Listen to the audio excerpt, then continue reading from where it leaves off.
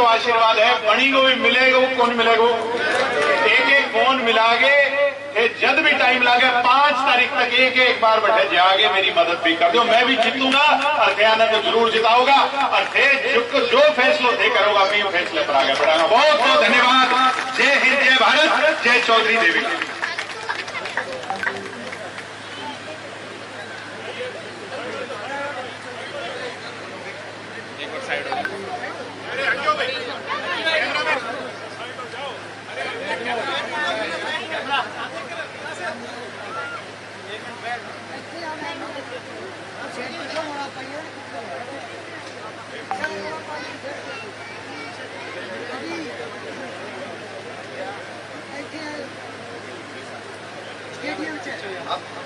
अब हमारे बीच चौधरी रणजीत सिंह जी जोरदार तालियां स्वागत करें इनका। धन्यवाद करता रहे भाई दिग्विजय के तो बहुत नीचे से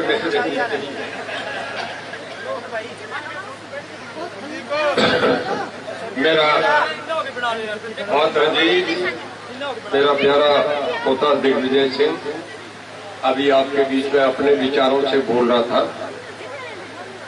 मंच पर विराजमान कर्नैल सिंह जी हुड्डा, रोहित जी गरवा जो चंद्रशेखर आजाद साहब के यहाँ उनके विचारों का प्रतिनिधित्व कर रहे हैं और मंच पर उपस्थित आपके गांव के इस भीड़ को, इस समूह को दिन रात एक करके इतनी बड़ी सभा कराने के लिए सभी गांव के समाने साथी, उनका अजीज यहाँ से राम सिंह पूर्व सरपंच।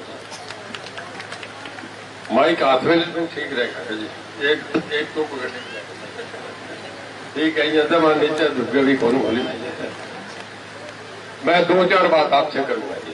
पहले तो माफी चाहूंगा, हम हेलीकॉप्टर से आ रहे थे, खारिया तक तो ठीक है, इस तरह से खारिया जलसा नजदीक था, पुलिस थी नहीं, एम्बुलेंस की गाड़ी तो खड़ी थी। वो बच्चे इकट्ठे होके कोई उसके इसके जो पीछे टेल होती है जिसे पूंछ कहते हैं, जो उसके लिपटने लग गए, कोई अंदर चढ़ने लग गए। वो पायलट ने कई देर हाथ जोड़े, फिर वो क्योंकि रडार पीछे होता है फिर तो पता ही नहीं लगता जमीन कहाँ है, नाव आगे होता। तो ये पायलट दुखी होके उनसे हाथ जोड़ के वहां से हेलीकॉप्टर लेके उड़ गए, फिर आगे बनी रुके संत नगर भी नहीं, हमें फिर गाड़ियों से आना पड़ा। अब यहाँ से हेलीकॉप्टर बैठ के जाएंगे क्योंकि पुलिस आगे, पुलिस नहीं होती तो शायद बच्चे नहीं करते, बच्चे भी, हम भी तो बच्चे थे, कर जाते हैं शराब। तो आपका हमारा वो थोड़ा सा आगे पीछे हो गया। वो जो टाइम हमारा 1 घंटा खराब हो गया गाड़ियों से चलने में। इसी करके हेलीकॉप्टर कहा था कि 3 सभा यहाँ करेंगे, 3 वहां करेंगे। 3:30 बजे के बाद फिर हेलीकॉप्टर उड़ता नहीं, पहले ये नियम है क्योंकि इसके लाइटें नीचे देखने को नहीं होती, पता नहीं खंबे पे उतर जाए, पेड़ पे उतर जाए, इस करके इसे दिन में ही उड़ाना पड़ता है। तो मैं 2-4 मिनट में ही अपनी बात कहूंगा, लंबा भाषण नहीं करूंगा, बहुत बार बोल दिया। 2 बात आपसे कहता हूं कि आज इस पार्टी ने इन सीटें जीतने के लिए जो देवीलाल फैमिली को क्यों इतना संघर्ष करना पड़ रहा है।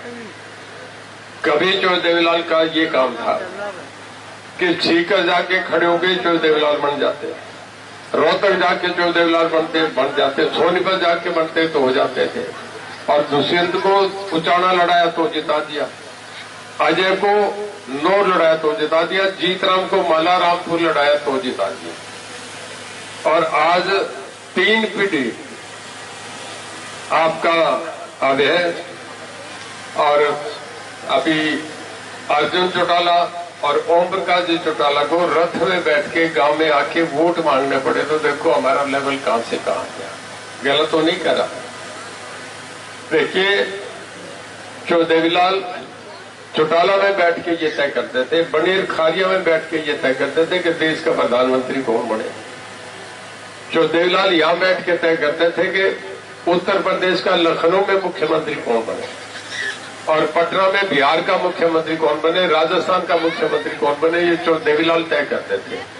और मुझे याद है एक दिन वीपी सिंह चौटाला में थे, बादल साहब चौटाला में थे, शेखावत चौटाला में थे, साथ चीफ मिनिस्टर चौटाला गांव में और प्राइम मिनिस्टर भी चौटाला गांव में। ये जब अदालत अबूब शर सावन तीज मनाई थी, मेनका गांधी सब घूम रहे थे, ये जो देवीलाल का कर था। आज भाई इसको नीचे लाने में क्या रहा परिवार, इस आज मैं भीड़ जो ये इतनी भरकम देख रहा हूं, ये इसी बात को देखने आई है कि जो देवीलाल फैमिली इकट्ठी हुई है, दिग्विजय रणजीत सिंह इकट्ठे एक मंच पे है, इसी बात को देखने आए। मैं आपसे कहूं कि ये सब दूर करने का होने का कारण क्या रहा, मैं थोड़ा याद करा दूं आपको ताकि आप सोच के ठीक निर्णय करें। ओम प्रकाश जी मैम चुनाव लड़ रहे थे, मैं और ओम प्रकाश जी दो थे, तब चर्चा था उत्तराधिकारी कौन बने। परिवार का फैसला था, घर में हो गया, बड़े मेरे से 11 साल थे, ओम प्रकाश जी बन गए, मैं उनकी सरकार में मंत्री बन गया, हुआ ना चाहिए। अब एक मैम कांड आया था जिसमें जो देवीलाल को रात को 12 बजे डिसमिस करा, ओम प्रकाश जी को बुला के उनका इस्तीफा ले लिया, फिर रोज उनके इस्तीफे होते रहे। मैम कांड में क्या हुआ, ना तो रणजीत सिंह ने गलत करा, ना ओम प्रकाश ने गलत करा, ना अजय सिंह ने गलत करा। पता है मैम कांड क्यों हुआ, पता है ना जी? ये हमारे भतीजे ने अवैध था ना, उसमें सारा कुछ आपको पता है ना। सारा जो देवीलाल की राजनीति जीरो करने का काम मैम कांड से हुआ। गलत कह रहा हूं कि ठीक कह रहा हूं, बोलो कि क्यों नहीं? नए बच्चों को बतानी ना, बताना चाहिए। और उसके बाद राजनीति नीचे आती गई। अब आप ये देखो, जब एक मामले में, कोर्ट के मामले में सजा हुई, गलत हुई, ठीक हुई, उसको आप भी जानते, हम भी जानते हैं। कल को के छोटे मामले पे फैसला हो गया, ओम प्रकाश जी अजय दोनों जेल चले गए।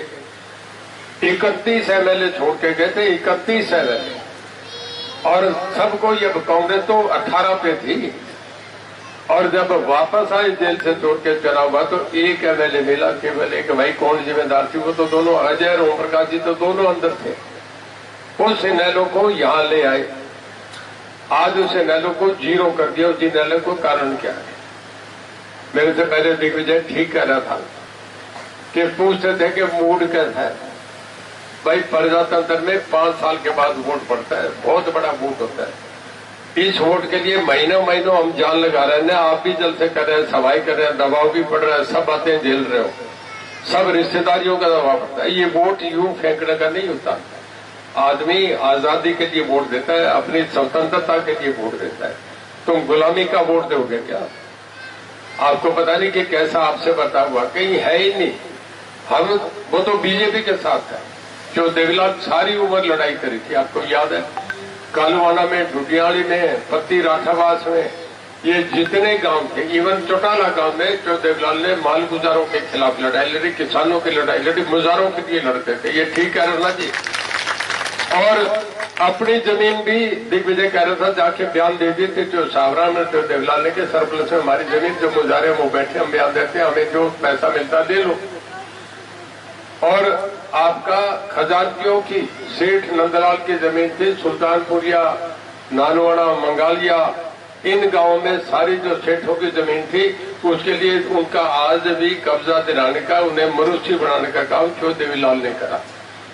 खजानचियों और नंदलाल के खिलाफ लड़ाई लड़ी, सेठों के खिलाफ, जिन्हें 40-40 जिनके गांव होते थे। आज वही इनेलो कांडा की कोठी में जाके बीजेपी की बात पकड़ के झंडे लगा के खड़े हो, तो भाई फिर क्या हुआ? मैं बता रहा हूं, क्या जो देवीलाल की तो लाइन खत्म ही कर दी। उस इनेलो को तुम कैसे सोचो जहां आजादी से जी नहीं सकते, टेंशन में रहना पड़े, तकलीफ में रहना पड़े, तो काम कर दो ना, सारा साफ है। मैं आपको बता रहा हूं, मैं डबवाली में एक दिन गया, मैंने देखा एक तरफा इलेक्शन है। मेरे कहना से नहीं, आप चले जाओ, बनी तो लास्ट गांव आ गया, आपके साथ इधर इलाहाबाद हल्का शुरू हो जाता है। आप नामदारी बेल्ट में चले जाओ, इलाहाबाद मंडी में चले जाओ, नामदारी बेल्ट इलाहाबाद में, दोनों में मिला के 15,000 वोटों से इनेलो पीछे, कांग्रेस आगे। गलत तो नहीं करा, वोट ही नहीं है। जो आदमी बीजेपी के साथ समझौता करे, जो आदमी कांडा के किले में जाके अपना झंडा लहराए, तो भाई फिर उसे वोट कौन देगा? और भाई टेंशन में रहो, कोई काम कहने से भी, जिसको जो रणजीत सिंह तुम्हारे बीच आता रहा है, पहले ये जितने कैंडिडेट कभी आए हैं क्या? एक भी आया तो मुझे बता दो। तुमने किसी ने इससे पहले देखा क्या कि अपना अर्जुन चौटाला कभी आया है, कभी सतवीर कम्बोज आया है, कभी सर्वमित्र कम्बोज आया है, कभी शिषपाल आया है, और इन लोगों ने 5 तारीख के बाद आना है। मैं आपसे ही काम करते हैं कि हम आज दोनों इकट्ठे हुए नहीं मत से हवा चल पड़ी, अब हम रानी अड्ड बढ़नी 5 सीटों पे जीतेंगे। ये निश्चित मान के चालू के एलनाबाद, डबवाली और रानिया तीनों सीटें हम जीत चुके। एक तरफा फैसला 5 हो जाएगा, क्योंकि हमें वो रास्ता पूरा करना है। इस करके जरा जल्दी में हम पायलट का हमें अगले गांव रह जाएंगे।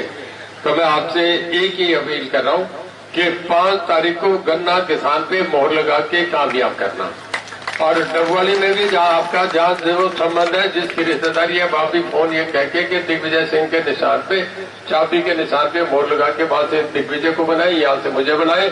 और आपसे विश्वास है, भरोसा देके जाता हूँ कि अब हमारा संघर्ष शुरू है। दोबारा जो देवलाल की फैमिली का जो राज था वैसा ही हम परिवार लेंगे। इस इलाका केवल क्यों देवलाल भला करेंगे, दूसरे तो डबल का काम करेंगे। आपका बहुत धन्यवाद। जय हिंद, जय हरियाणा, जय भारत। मैं 2 मिनट रोहित जी गरबा से कहूंगा कि वो 2 मिनट आए और अपने विचार। सर्व समाज में जिनमें सभी संतों महापुरुषों के चरणों में कोटि कोटि नमन। गांव बनी के समस्त ग्रामवासी, माता शक्ति, मेरे बड़े बुजुर्ग, युवा, नौजवान साथियों, आपका दिल की गहराई से धन्यवाद करता हूं कि